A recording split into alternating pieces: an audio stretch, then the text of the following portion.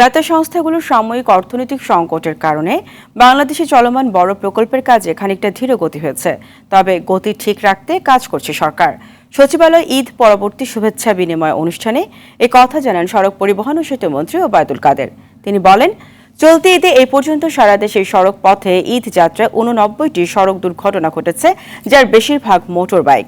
এদিকে আওয়ামী লীগের নতজানু পররাষ্ট্রনীতি বিষয়ক বিএনপির অভিযোগ মুখস্থ কথা বলে মন্তব্য করেন ওবায়দুল কাদের। বলেন, মিয়ানমার ইস্যুতে সরকারের যে ভূমিকা রাখা দরকার সেটাই রাখা হচ্ছে।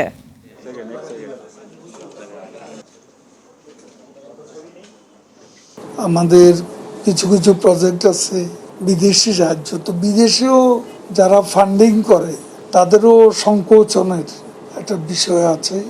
ঘাটে ঘাটে বিলম্ব হচ্ছে, কনফারেন্স পেতে দেরি হচ্ছে এবং এটা একটা সমস্যা যেটা প্রলম্বিত হচ্ছে। তো এর মধ্যে আমাদের শ্যামকুল দুই রাখতে হবে এবং সেভাবে কাজ করে যেতে হবে।